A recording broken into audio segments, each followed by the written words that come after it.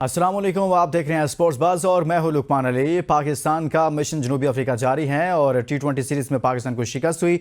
ODI series Pakistan ने अपने नाम की और अब मरहलान पहुंचा है टेस्ट सीरीज़ का, जिसका पहला मैच और इस पहले मैच के हवाले से बात करेंगे और साथ में दूसरी जानिब फ़खर जमान जो बात कर रहे हैं उस पर भी बात करेंगे, क्योंकि फ़खर जमान खुद बोल रहे हैं, अपनी फिटनेस के बारे में बोल रहे हैं। ना सिर्फ खुद बोल रहे हैं बल्कि उनका बैट भी साथ में बोल रहा है। ये सब क्या चल रहा है, क्या फ़खर जमान चैंपियंस ट्रॉफी में होंगे नहीं होंगे, और टेस्ट सीरीज़ पर बात करेंगे। हमारे साथ मौजूद हैं स्पोर्ट्स जर्नलिस्ट शाकिर अब्बासी साहब।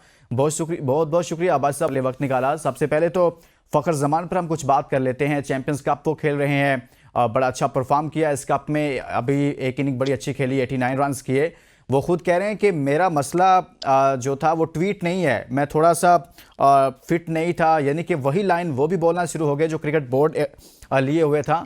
क्या चैंपियंस ट्रॉफी में होंगे? ग्रीन सिग्नल दे दिया गया फ़खर जमान को, इसीलिए वो इतना अच्छा बोलना शुरू हो गए?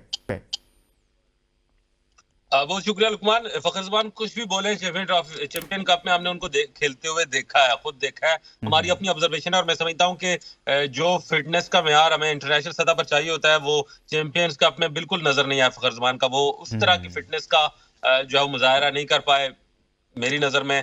जो आपको कम्पिटिटिव क्रिकेट, जो इंटरनेशनल क्रिकेट है, उसमें आपको जरूरत होती है। तो फखर जमान अब खुद भी बोल पड़े हैं, ये अच्छी बात है। और यकीनन आप ज्यादा देर तक पाकिस्तान क्रिकेट बोर्ड के साथ जो है वो कॉन्फ्लिक्ट में नहीं रह सकते। आप जितने बड़े प्लेयर हैं, इसमें कोई शक नहीं है, पाकिस्तान में इस वक्त जो इम्पैक्ट प्लेयर अगर दो चार हैं तो उसमें फखर जमान का नंबर पहले नंबर पे आता है। खास करके जब हमें एक बड़े टारगेट को सेट करना होता है, जब एग्रेसिव क्रिकेट की तरफ जाना होता है, तो फखर जमान को अगर समझ आ गई है, चलो देर से समझ आ गई है लेकिन आ गई है, और वो वापस उन लाइंस पे आ गए हैं। वो जो उन्होंने एक यूं कह लें एग्रेसिव स्टेप लिया था, वो ट्वीट या वो उस ट्वीट के से पहले भी उन्होंने एक जो मीटिंग थी उसमें भी बड़ा सख्त बोले थे क्रिकेट बोर्ड के हुक्काम के साथ। तो उन्होंने जब देखा कि जिनके लिए मैं बोला हूँ सारी टीम में और मैं बाहर हूँ, तो अच्छा है, ये एक अच्छा पॉजिटिव यू टर्न है फखर जमान का, मैं समझता हूँ। और फखर जमान ऐसे यू टर्न ले लेने चाहिए कभी कभी। पाकिस्तान क्रिकेट टीम में होना बड़ा लाजमी है उनका चैंपियन ट्रॉफी में। और अगर वो अपनी फिटनेस को थोड़ा इंप्रूव कर लेते, और जिस तरह की हम देख रहे हैं कि हमारा ओपनिंग प्लेयर खास करके अब्दुल्ला शफीक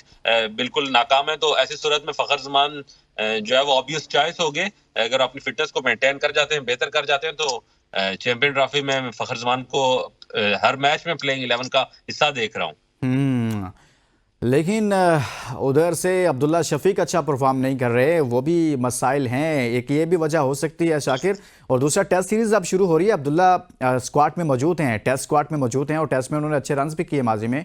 तो क्या आप समझते हैं कि ओडी या फिर ओडीआई की परफॉर्मेंस को लेकर टेस्ट के मैच को सामने रखते हुए कोई आउट ऑफ बॉक्स फैसला सामने आ सकता है, या फिर अब्दुल्ला शफीक को चांस दिया जाएगा, उनको टेस्ट टीम में रखा जाएगा प्लेइंग 11 में? देखिए लुकमान, अब्दुल्ला शफीक की जो हालिया परफॉर्मेंस है, तीनों मैचों में इस तरह डक पे आउट होना, यकीनन वो रेप्लिकेट नहीं कर रहा वो टैलेंट जितना उस लड़के में है। उसने पहले भी परफॉर्म किया, वो टैलेंट था ही तो तभी कौमी टीम तक पहुंचा, उसे बार बार मौके दिए गए। मैं समझता हूं कि जरूर अब्दुल्ला शफीक इस वक्त बड़ा लो फील कर रहा होगा इस परफॉर्मेंस के बाद, लेकिन क्योंकि वो टूर में टीम के साथ है, और हमें मेरा ख्याल है कि टेस्ट में जिस तरह लग ऐसे ही रहा है कि बाबर आजम ज़ाहिर वापस आएंगे और शान और साइम ही ओपन करेंगे, तो ऐसी सूरत में ठीक है, टीम मैनेजमेंट ऑन टूर जो कमेटी है वो जो फैसला करे उनको मुनासिब है। लेकिन अब्दुल्ला शफीक को इस चीज से जज करना, जो उनकी हालिया परफॉर्मेंस है और उनके टैलेंट को, वो दोनों डिफरेंट चीजें हैं। आप कह रहे हैं कि टेस्ट मैच में उनको लाजमी खिलाना चाहिए?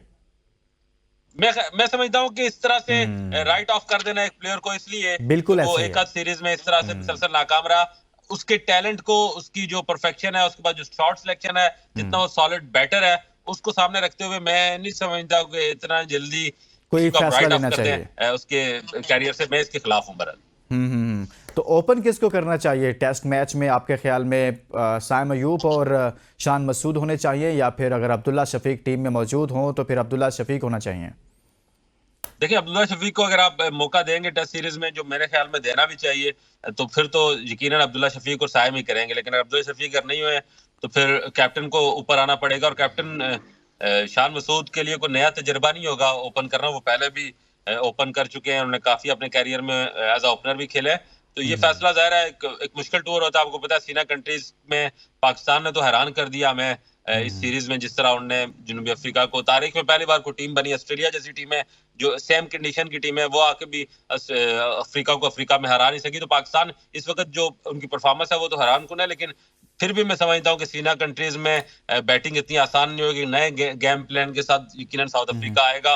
तो इसमें अब्दुल्ला शफीक को अगर आप ओपन नहीं कराएंगे, उसका टीम में रखेंगे तो ओपन ही करेंगे, और टीम में नहीं होंगे तो फिर मुझे यही श्योर है कि कैप्टन खुद साइम के साथ ओपन करेंगे और फिर नीचे बाबर आजम, गुलाम और दीगर जो एक तरह का स्ट्रेंथ देंगे बैटिंग लाइन को। लेकिन अगर अब्दुल्ला शफीक ना हुए तो फिर साइम और शान मसूद ही एक ऑब्वियस ओपनिंग प्लेयर ओपन मुझे करेंगे। नजर आ रहा है। ठीक है। अच्छा, आपने ओडीआई सीरीज की बात कर दी, सामने चैंपियंस ट्रॉफी है, पाकिस्तान की तमाम तर तवज्जो चैंपियंस ट्रॉफी पर है, पाकिस्तान मेज़बान भी है और ओडीआई में पाकिस्तान अच्छा परफॉर्म कर रहा है। पहले हमने ऑस्ट्रेलिया को ऑस्ट्रेलिया में हराया, अब साउथ अफ्रीका को साउथ अफ्रीका में हरा दिया, और जैसे आपने खुद जिक्र किया कि बड़े तारीख साज पाकिस्तान ने फतह समेटी है। इस तमाम तर सिनेरियो को देखकर पाकिस्तान ओडीआई में अच्छा परफॉर्म कर रहा है, लेकिन चैंपियंस ट्रॉफी में को सामने रखते हुए शाकिर, आप समझते हैं कि यहाँ पर कुछ चेंजेस की जरूरत है, या फिर एक टीम बन गई है पाकिस्तान के पास, एक कॉम्बिनेशन पाकिस्तान ने बना लिया है चैंपियंस ट्रॉफी से पहले? देखिए सलमान, देखिए लुकमान, जो पोजीशन हमने अभी रिसेंट हमने गेन की है, हमने सीना कंट्रीज में जाके फतवात हासिल किए हैं। ऑस्ट्रेलिया को ऑस्ट्रेलिया में हराया, अफ्रीका को अफ्रीका में हराया। यकीनन उन कंडीशंस का एशियन कंडीशन से मुआवजा नहीं कर सकते, क्योंकि चैंपियन ट्रॉफी पाकिस्तान में खेली जा रही है, एशियन कंडीशंस में खेली जा रही है।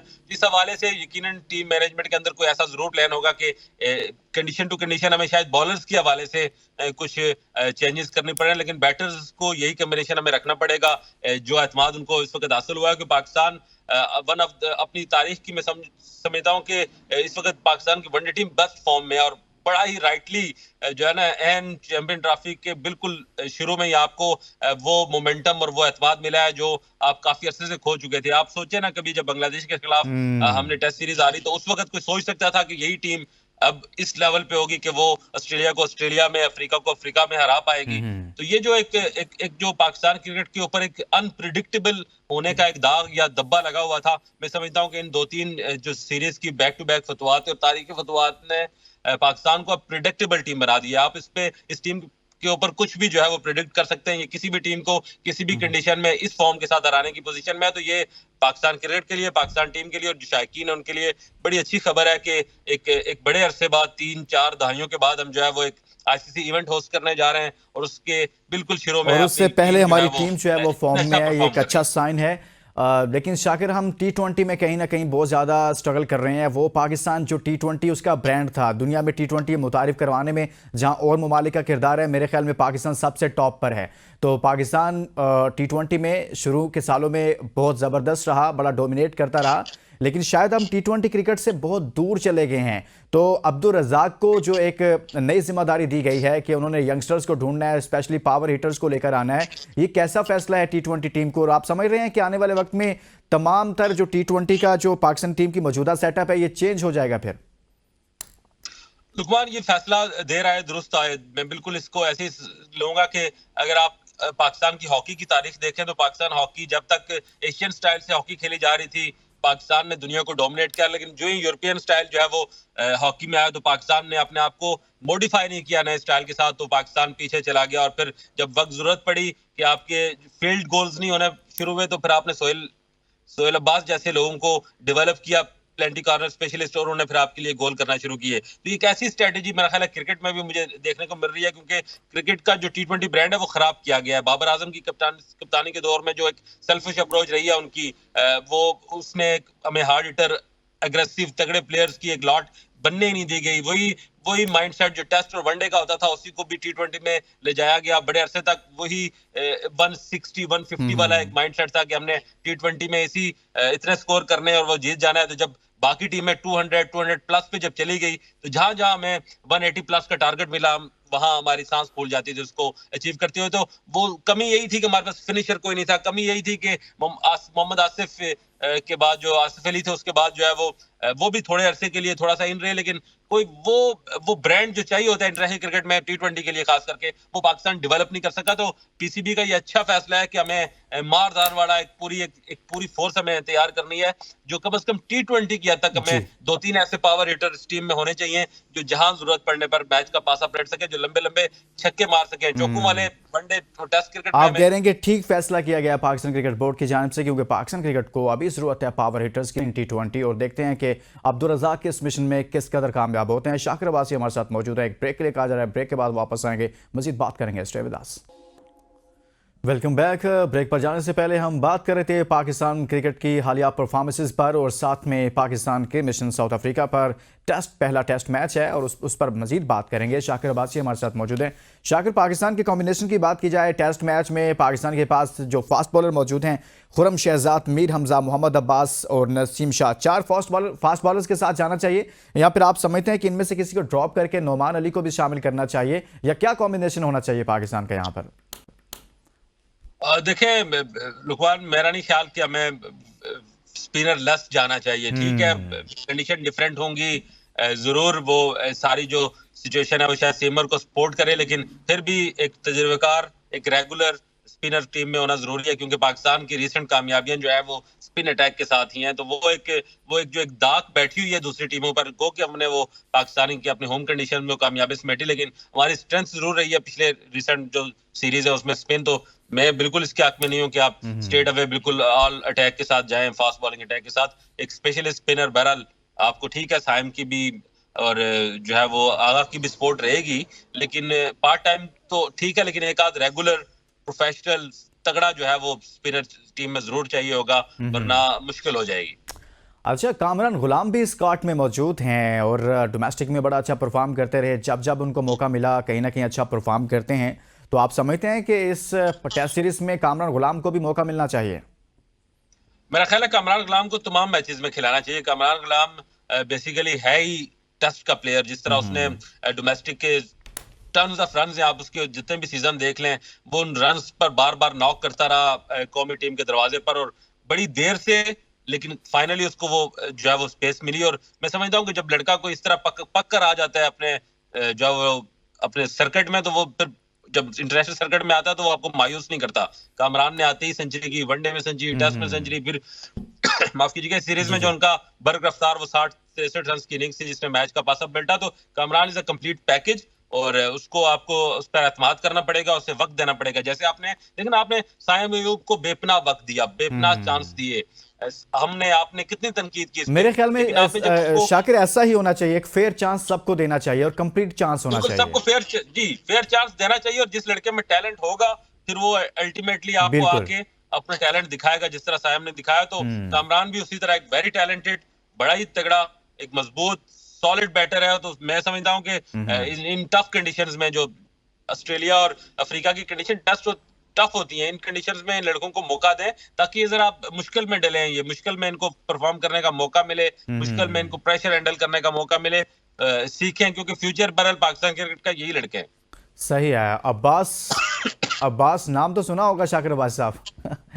मोहम्मद अब्बास। सर, सीरा कंट्रीज में अब्बास से बेहतर हमारे पास, मैं आज भी कहता हूं कि कोई फास्ट बॉलर नहीं है। जो कंसिस्टेंसी उसमें थी और फिर जितना वो काउंटी खेल गया, उसने अपने आप को बहुत पका लिया, और बड़ी राइटली चॉइस थी जिसने भी उसको सिलेक्ट किया, क्योंकि हम कुछ अर्से देख रहे थे कि वो सर्किट से बिल्कुल गायब था।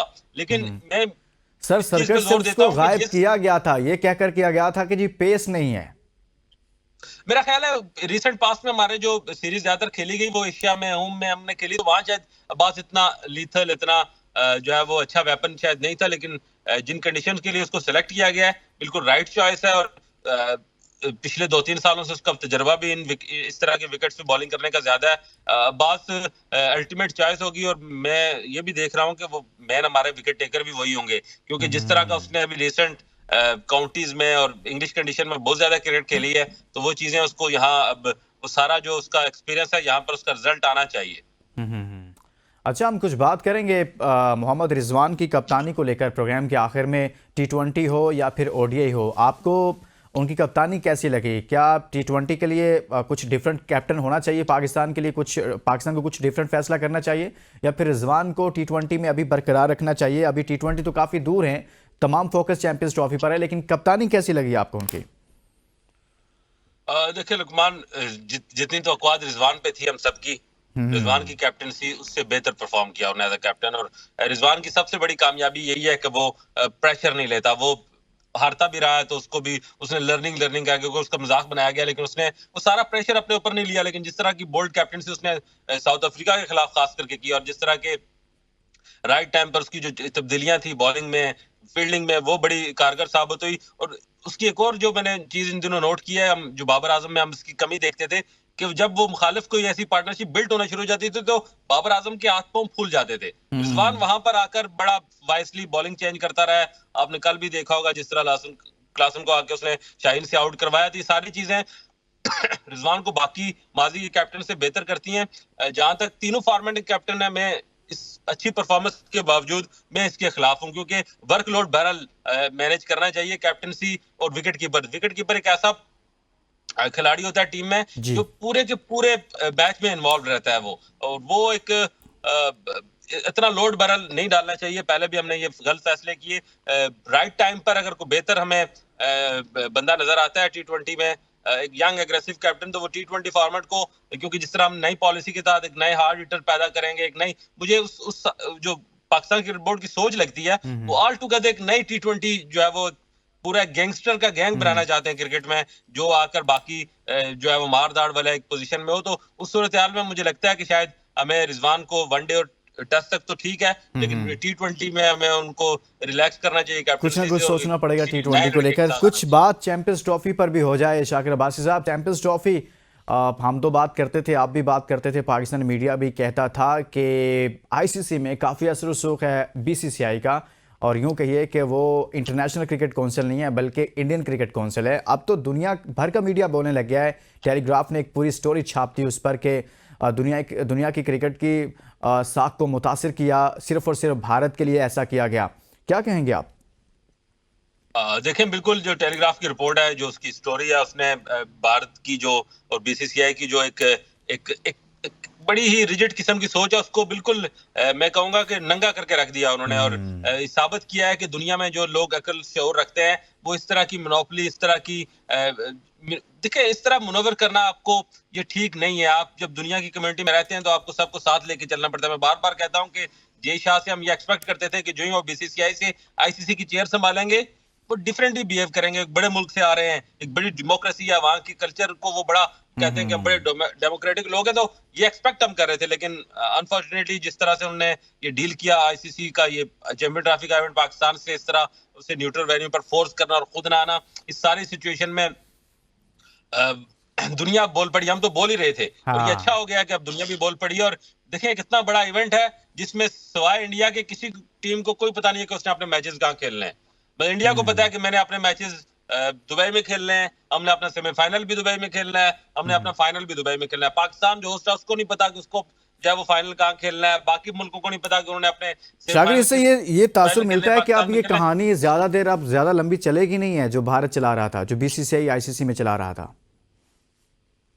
लुकमान, हर उरूज को ज़वाल है। मेरा ख्याल है भारत अपने वो जो उरूज उसका था, वो जो उसकी एक हटदर्मी थी, वो जो एक माइटीनेस थी, वो अब आस्ता आस्ता ये गिरेगा। ये जो बुत है ना एक उनके अना का, और वो जो पैसे के जोर पे उन्होंने क्रिकेट को यरगमाल बनाया हुआ, ये बुत अब पाश पाश होगा। और ये जो स्टोरी आपने जो शेयर की, ये उसकी एक कड़ी है। देखिए, पाकिस्तान जब भी बोलता था तो यही कहा जाता कि इंडिया पाकिस्तान की राइवलरी है, तो पाकिस्तान उसको नेगेटिविटी फैलाता है, नेगेटिव बोलता है। लेकिन अब दुनिया ने बोलना शुरू कर दिया, और क्योंकि जब भी कहीं आपको जुल्म होता नजर आएगा, जहां कुछ ज्यादती होगी किसी भी स्पोर्ट्स साइड के भी, तो जो लोग जो इंसानियत का दर्द रखते हैं, जो इंसाफ पे बिलीव करते हैं, वो बोलते हैं। अब भारत ने जो एक मोनोपोली और एक हटदर्मी as a chair cricket ICC cricket ना, अब जो देशा वो BCCI की चेयर सेक्रेटरी नहीं है, और पाकिस्तान ही नहीं बल्कि शाकिर दुनिया बोल रही है। इसका मतलब है कि स्टोरी एंड होने वाली है। BCCI की जो मोनोपोली की थी वो, खासतौर पर बहुत बहुत शुक्रिया। स्पोर्ट्स जर्नलिस्ट शाकिर अब्बासी साहब हमारे साथ मौजूद थे। हमने बात की है पाकिस्तान क्रिकेट पर, चैंपियंस ट्रॉफी पर, और इसके साथ साथ फ़खर ज़मान पर, साइम अयूब पर, और तीनों फॉर्मेट्स पर पाकिस्तान के कॉम्बिनेशन पर बात की। हमें इजाज़त दीजिए और अपना बहुत सारा ख्याल रखिए। अल्लाह हाफ़िज़।